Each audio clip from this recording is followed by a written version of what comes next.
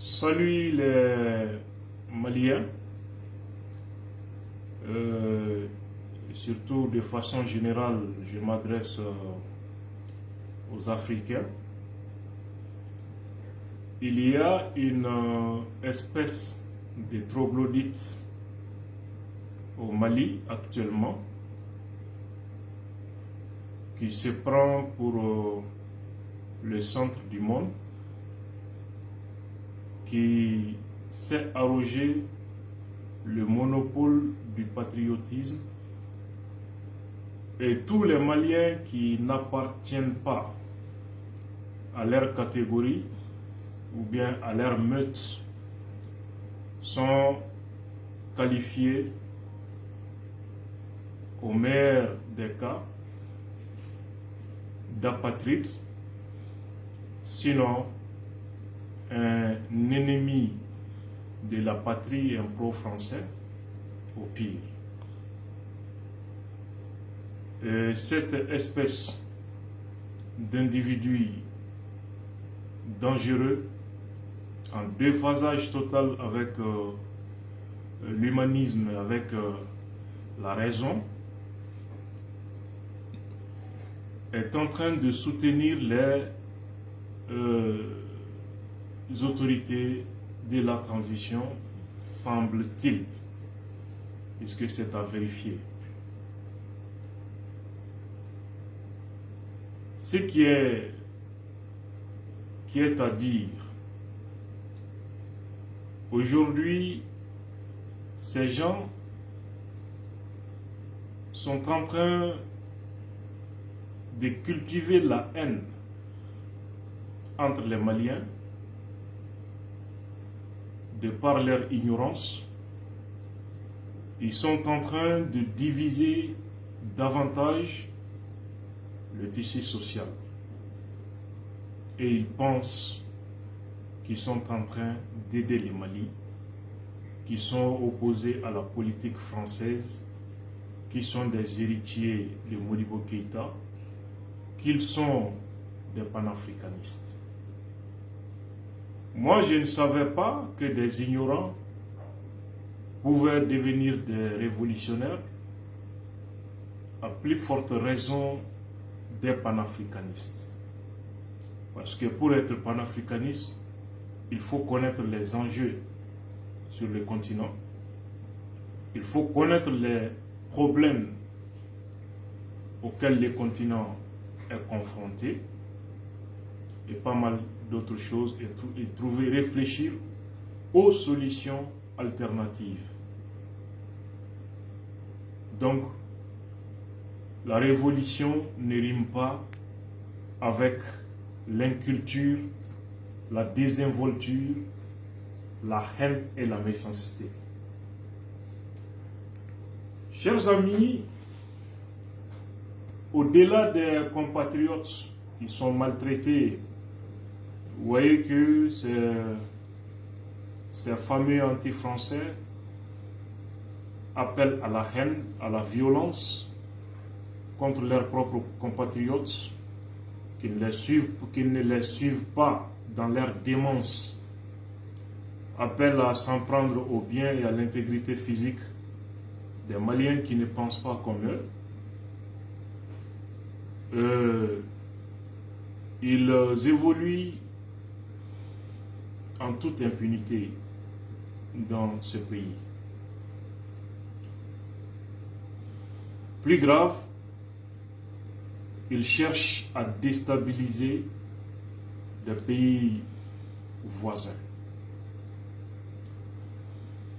Les gens doivent se poser la question: qui sont réellement ces gens? Ils pensent qu'ils sont contre la France. La France serait derrière le terrorisme et la rébellion. Mais ils ne s'en prennent jamais à ces terroristes qui sont connus, qui ont leur réseau au Mali, qui est connu déjà. Iyad Agali est sur le territoire d'un pays voisin du Mali. Ils ne s'en prennent jamais à ce pays. Yad Agali et sa bande sont financés, protégés et aidés par un pays voisin du Mali, qui a toujours hébergé des déstabilisateurs de notre pays, qui a toujours hébergé les processus de paix. Processus de paix qui ont toujours enfanté des accords qui demandent la démilitarisation des zones qui sont aux frontières de ce pays voisin. Pour quelle raison? Ces fameux activistes à Bamako voient tout sauf ses côtés.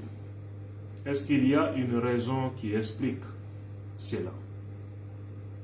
La question mérite d'être posée.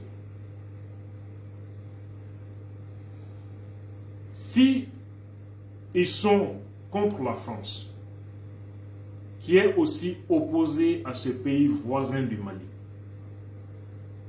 quand on a des activistes qui ne voient que la France, qui ne combattent que la France, est-ce qu'ils ne sont pas avec l'autre qui héberge des terroristes maliens et qui les soutient, qui les protège? Leur patriotisme ne leur permet jamais de voir ça pour le dénoncer. Ça, c'est un point. Ce qui allait ressembler à l'indécence et à l'indignité de la part d'un Malien, c'est quand cette horde s'en prend au président du Burkina Faso, Roch-Marc Christian Kaboré, qu'il traite à tort d'être un pro-français, d'être une marionnette de la France manipulée contre son propre peuple. C'est là où ils ajoutent l'injure à l'insulte. Chers amis, avant l'accession de Roch, du président Roch Kaboré à la magistrature suprême du Burkina, pays des hommes intègres, que tous les Burkinabés trouvent ici mes salutations fraternelles. C'est son prédécesseur, Blaise Compaoré, était le parrain des groupes qui déstabilisaient le Mali, le MLLA et consorts, qui commandaient de l'armement pour le MLLA, qui hébergeaient le MLLA, qui violaient les territoires maliens pour venir prendre les dirigeants du MLLA blessés au combat pour les évacuer à Ouaga. Quand Roch Kaboré est venu, il a mis fin à ce complot contre le Mali. Il a interdit son territoire aux dirigeants du MLLA. Il a bloqué les armements commandés par Blaise au profit des rebelles du MLLA. Le MLLA a fait plusieurs voyages sur Ouaga. Roch Kaboré a dit niet, qui ne donne pas. Et aujourd'hui, c'est quelques individus qui ne représentent personne au Mali qui qualifient ce même président d'être un suppôt de la France, d'être une marionnette de la France manipulée contre son propre peuple. Chers Burkinabés, ne vous laissez point manipuler par n'importe qui. Faites extrêmement attention et soyez vigilants. Ces gens opèrent au compte de certains pays qui sont connus. Et plus grave, ces individus qui sont à Bamako ici se réclament de Thomas Sankara, assassiné dans des circonstances qui restent à élucider. Et aujourd'hui, qui est en train de faire en sorte que lumière soit faite sur l'assassinat du président Sankara? Au grand bonheur de tous les panafricanistes dignes de ce nom, du peuple burkinabé et de la famille de M. Sankara. C'est bien sûr l'actuel président Roch Kaboré. Sankara a été assassiné avec la caution et la bénédiction de quel pays? La France. C'est ce même président Kaboré que certains veulent faire passer comme un pion de la France. Réfléchissons un peu et soyons dignes dans le jugement. Le Malien, c'est aussi la dignité. Le Malien, c'est aussi l'honneur, l'intégrité, le respect de l'autre, le respect du voisin. C'est cela le Malien, c'est cela l'Africain. Roch Kaboré fait face à énormes difficultés comme le Mali d'ailleurs. Un président qui fait la fierté de l'Afrique, rien qu'à travers les tenues traditionnelles qu'il a mises en valeur au Burkina Faso. Tout cela est significatif pour tout panafricaniste et africain digne de ce nom. Ce grand monsieur est à saluer sur le continent.